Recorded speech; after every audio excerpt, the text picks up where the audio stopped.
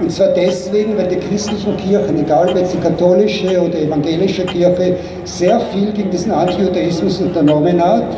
Ist es leider so, dass die Theologen im Islam keine Notwendigkeit sehen, diese ganzen Hetzsätze gegen Juden irgendwie neu zu interpretieren, neuzeitig zu interpretieren im Sinne von mehr Toleranz und Weltoffenheit.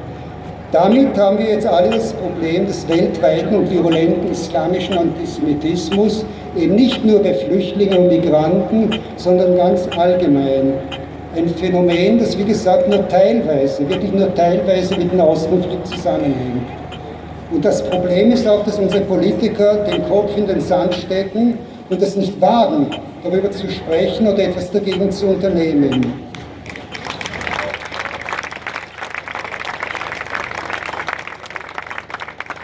In diesem Sinn ziehen auch heute die Al-Quds-Antisemiten durch Wien und keiner stoppt sie. Israel wird beschimpft, Israel wird dämonisiert, delegitimiert, aber in Wirklichkeit ist nicht Israel gemeint, auch Israel, aber vor allem die Juden.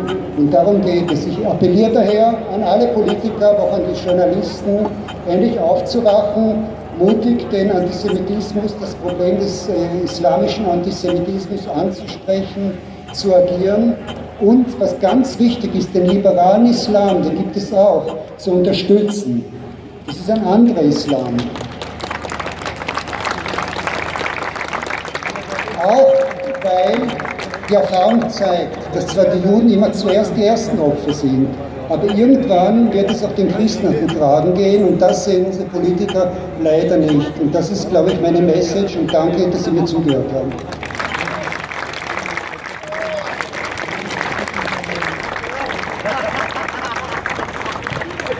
Vielen Dank, Dori Moch von der jüdisch-liberalen Gemeinde Al-Quds-Tag.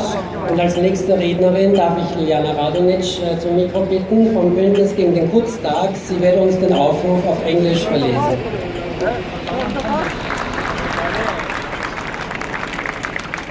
Shortly after the Islamic Revolution in Iran in 1979, Ayatollah Khomeini introduced the so-called Quds-Tag as a global hate fest to mobilize for the annihilation of the State of Israel. The so-called Day for the Liberation of Jerusalem from Zionist occupation, which is in other words the propaganda event for the destruction of Israel, is supposed to be held every year at the end of Ramadan. A gender-segregated demonstration led by mullahs follows this call every year in Vienna, making it one of the city's biggest frequent anti-Semitic demonstrations. Disguised as peaceful, they call for an end to Israel's existence.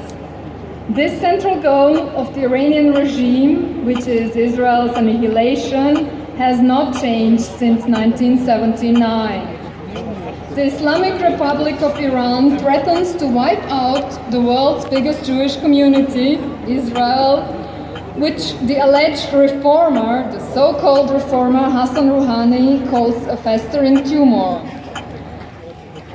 In a missile test in March 2016, Iranian long-range ballistic missiles were marked with "Israel must be wiped out." This Iranian regime boasts about financing Hezbollah and Palestinian terror against Israel. The aggression of the Iranian regime is not exclusively directed at the Jewish state.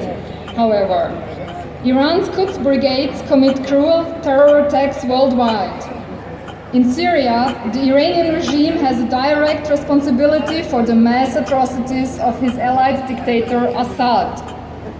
Subject to the regime's bloody terror are also those Iranians who wish to evade the regimentation of their lives by the regime, be it political activists, unionists, homosexuals, religious minorities, or just simply young people who want to live their lives in self-determination and without the Sharia's constant coercion. Under Rouhani, more people have been executed than under his predecessor Ahmadinejad. More than 2,000 since August 2013. That is the highest number of executions per capita worldwide. It is a scandal that Austria is still at the forefront when it comes to doing